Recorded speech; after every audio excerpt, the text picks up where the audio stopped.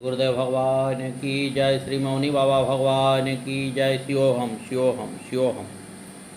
रोती बिलखती यह विधवा बालिका अपने जीवन के घने अंधेरे से घबरा गई। क्या करें, कहाँ जाएं, ये सवाल उसके सामने भूखे शेर की तरह गरजने लगे। इनसे छुटकारा पाने के लिए उसके पास मात्र गंगा की गोद के सिवा और कोई भी रास्ता न था। सो उसने अपने गांव के पास बहती हुई गंगा नदी की धारा में प्राण त्यागने की ठान ली। रात के घने अंधेरे में जब वह गंगा की गोद में छलांग लगाने के लिए उद्यम थी, तभी किसी ने पीछे से आकर उसका हाथ पकड़ लिया। अचानक इस तरह हाथ पकड़ लेने पर वह चिहुकी और चौंकी। पीछे मुड़कर देखा तो गैरिक वस्त्रधारी एक वृद्ध सन्यासी खड़े थे। उनके श्वेत के शुभ्र चांदनी में चांदी की तरह चमक रहे थे। उन्होंने प्यार से उसका हाथ थामकर केवल इतना कहा, बेटी, जिसका कोई नहीं होता उसका भगवान होता है। भगवान अपने इस सबसे प्यारे बच्चे की सहायता के लिए किसी न किसी को अवश्य भेजते हैं। उसी ने तुम्हारे लिए मुझे भेजा है। आओ, तुम मेरे साथ आओ। उन सन्यासी के स्वरों में माँ की ममता थी। बालिका ज्योतिर्मयी ने उस पर सहज विश्वास कर लिया। वही उनके गुरु हो गए और भरोसा गुरु का ध्यान ही उसका धर्म बन गया। इसी धर्म के निर्वहन में उसके दिन रात बीतते गए। प्रातः स्नान आदि नित्य कर्मों से निपटकर वह गुरुदेव के ध्यान में खो जाती। सहस्त्र कमल पर गुरुदेव की भव्य मूर्ति का ध्यान, यही उसकी साधना थी। नियमित अभ्यास के प्रभाव से ध्यान और का चुंबकत्व घना होता गया और इस चुंबकत्व ने उसके प्रवाह प्राण की गति बदल दी। निम्नगामी प्राण विद्युत ऊर्ध्वगामी होने लगी। जो ऊर्ध्व निम्न केंद्रों पर एकत्रित रहती थी, अब उसने ऊर्ध्वगामी होकर चेतना के उच्च केंद्रों को जागृत करना प्रारंभ कर दिया। चक्रों के जागरण, वेधन एवं स्फुटिक की क्रियाएं चल पड़ी।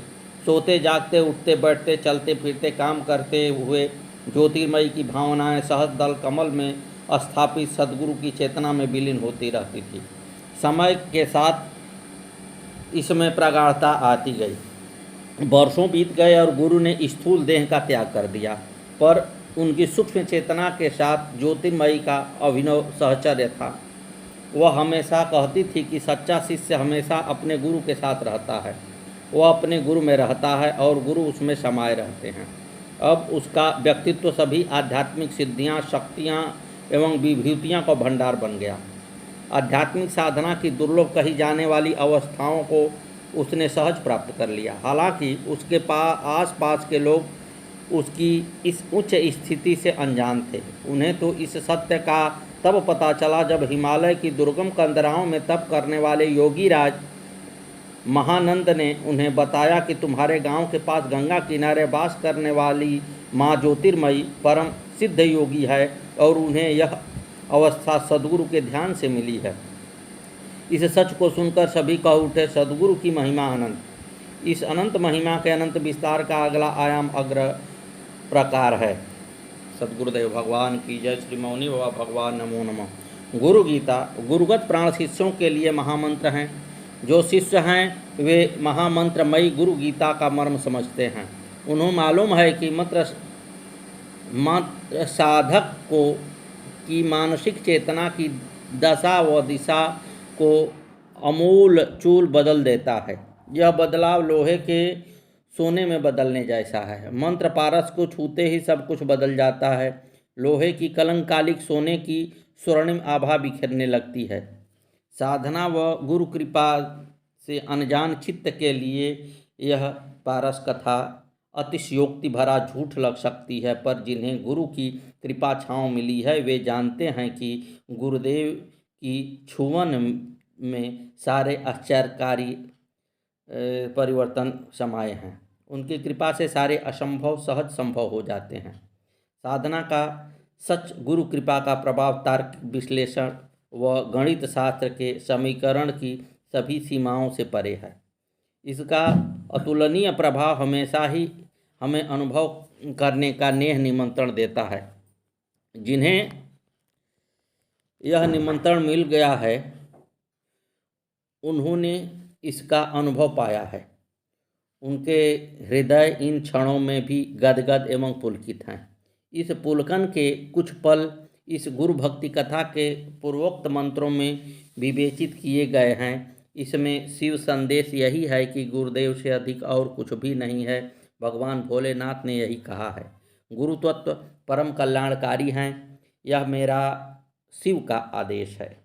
गुरु ध्यान को सहज प्रणीत साफ है। उन कृपालु सद्गुरु की कृपा से मैं मुक्त हूँ, ऐसा चिंतन करना चाहिए। ऐसा चिंतन करने वाला सदा ही मुक्त रहता है। कर्मों की श्रृंखला उसे बांधने में कभी समर्थ नहीं होती। इस सच के नए आयाम खोलते हुए भगवान सदाशिव आदि माता भवानी से कहते हैं, गुरुदर्शित मार्गेण मन शुद्धि तु कारयेत् अनित्य खड्गेन सर्वयच्चिन्तात्मगोचरम् ज्ञेयं सर्वस्वरूपं च ज्ञानं च मनोच्यते ज्ञानं ज्ञेयशमं कुर्यात् नान्यं पंथा द्वितीयकम्। गुरुदेव जो भी राह दिखाएं उसी राह पर चलते हुए मन की शुद्धि करना कर्तव्य है। शिष्य को चाहिए कि मन व इंद्रियों से भोगे जाने वाले सभी भोगों को और सभी अनित्य पदार्थों का त्याग दे। साथ ही आत्मस्वरूप अनुभव करना ज्ञान है। जिसे ज्ञान हो गया है और जिसका ज्ञान हो रहा है, ये दोनों ही समान हैं, अर्थात यह संपूर्ण जगत अपनी आत्मा का विस्तार है। ऐसा अनुभव ही मोक्ष कारक है। इसके सिवा अन्य कोई पथ नहीं है। गुरु गीता के रूप में उचारे गए इन शिव वचनों में साधना, साध्य व सिद्धि का मर्म छिपा है। साधना वही जो गुरुदेव बताएं, साध्य वही जिसकी ओर वे इशारा करें, और सिद्धि वही जिसमें कि उनकी आत्मतत्व के विस्तार रूप में अनुभव हो। इस संपूर्ण जगत में एक ही तत्व है, एक ही सत्य है। इस आत्मतत्व के अनुभव में जो प्रतिष्ठित हो गए वही ज्ञानी हैं। ज्ञान, ज्ञाता व ज्ञेय में कोई भेद नहीं है, सब एक ही का विस्तार है। गुरु द्वारा दिखाई गई राह पर चलने से प्रत्येक शिष्य को यह अनुभूति हो जाती है। इस अनुभूति को बताने वाली एक शिष्य की बड़ी मधुर आप बीती है। गुरु के स्पर्श ने इन शिष्य को अनायास ही लोहे से सोने में बदल दिया। बंगाल के एक गांव सिहुड़ में जन्म हुआ। माँ बाप ने नाम दिया सिद्धेश्वर, जिसे बाद में गांव टोले के लोगों ने मिलकर सिधुआ नाम दिया। जैसा नाम वैसा गुण। सिद्धेश्वर बचपन से ही सीधा और भोला थे। दैव का प्रकोप, माँ बाप बचपन में ही चले बसे। अनाथ होने पर दर दर के सिवा भला और कोई अनुभव कर सकता था। अपमान से दिया गया अन्न और तिरस्कार से दिया गया जल उसकी भूख प्यास बुझा देता था। पर कभी कभी जब और अधिक अपमान सहने की हिम्मत न पड़ती तो वह भूखा ही सो जाता। उसका बचपन ऐसे ही बीता रहा था। तभी एक दिन बाबा सोमेश्वर उनके गांव आए। उनकी भव्य देह, यष्टि शुभ्र केश, ज्योति बिखरती आँखें, आशीर्वचन सुनाते होठ। उसने जब पहली बार उनको देखा तो देखते ही रह गए। समझ में नहीं आया क्या कहें, कैसे कहें। उसने तो बस इतना ही सुना कि बाबा को लोग परमहंस देव कहते हैं। उसने जब उनके पास जाने के लिए सोचा तो किसी ने उसे जोर से धक्का दिया, पर बाबा ने अपने बलिष्ठ हाथों से उसे संभाल लिया। वह तो बस डर के मारे उनसे लिपट गया। भीड़ जब बाबा के पास से विदा हुई तो बाबा उसका सिर सहलाते हुए बोले, बेटा, मैं इस गांव में केवल तुम्हारे लिए आया हूँ। उसका भी कोई अपना है। यह उसके लिए बड़े अचरज की बात थी, पर बाबा ने उसे बड़े प्यार से माँ दुर्गा का मंत्र स्मरण कराना सिखाया और बोले, बेटा, तुम बिना परेशान हुए इसी गांव में रहते हुए सबकी सेवा करते रहो। ये पर बाबा, ये लोग तो, वह आगे और कुछ बोल पाता है, तभी बाबा बोले, बहुत सताते हैं ना तुम्हें? हाँ बाबा। उसकी हाँ सुनकर बाबा सोमेश्वर ने अपनी आंखें शून्य में टिका ली और कहीं आकाश में खो गए। कुछ सोचते हुए उनकी आंखों में आंसू भर आए। फिर थोड़ी देर में प्रकृतिस्थ हुए और बोले, ये सब जो भी सताएं उसे प्रसन्नतापूर्वक सहन करो। इन सब के उत्पीड़न को प्रसन्नतापूर्वक सहते हुए उनकी सेवा करो, यही तुम्हारी साधना का पथ है। मानोगे मेरी बात?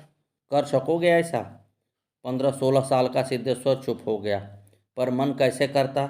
जिंदगी में पहली बार तो किसी ने उससे प्रेम से बात की है। उसने हामी भर दी। माँ दुर्गा का स्मरण, सारे तिरस्कार को सहकर सबकी सेवा, यह उसका जीवन बन गया। लोग जितना अधिक अपमानित करते, माँ दुर्गा उसे उतनी ज़्यादा याद आती। बड़े विह्वल होकर वह माँ को पुकारने लगा। सद्गुरुदेव भगवान की जय। रात में जब सोता तब सपने में कभी कभी वह परमहंस बाबा सोमेश्वर उनके सिरहाने बैठे दिखते। इन सालों में उसमें एक फर्क यह हुआ कि अब वह युवा हो गया। एक दूसरा फर्क यह हुआ कि अब सोते जागते उसका मन जगत माता माँ दुर्गा और अपने प्यारे गुरुदेव में विलीन रहता। अब धीरे धीरे उसे लोगों ने अपमानित करना बंद कर दिया, पर उसका मन अब माँ का हो गया था। माँ के स्मरण से ही उसकी सुबह होती और माँ के स्मरण से ही उसकी पलकें मुदती। एक रात जब वह सो रहा था, तभी अचानक मूसलाधार में सोई महासर्पिणी जाग उठी। अजीब सा प्रभाव हुआ उस पर, लगभग विक्षिप्त सा हो गया। यह दशा सालों बनी रही, परंतु बाद में उसका मन स्थिर और शांत हो गया। उसके मन के ज्ञान कपट खुल गए। इतने दिनों में 24 सालों का अंतराल हो गया। एक दिन बाबा सोमेश्वर फिर से उसके पास आए और बोले, बेटा तुम्हारी साधना सफल हो गई, अब तुम सिद्ध हो। उसने विह्वल हो उनके पांव पकड़ लिए और बोला, बाबा मैं तो इन चरणों का दास हूँ। मैं तो कुछ किया ही नहीं, बस आपके कहे का करता रहा हूँ। बाबा हंसते हुए बोले, गुरु के कहे हुए को जो अक्षरशः कर लेता है वह शुद्ध बुद्ध व मुक्त हो जाता है। इसके विपरीत जो गुरु का विरोध करता है वह दुर्गति को प्राप्त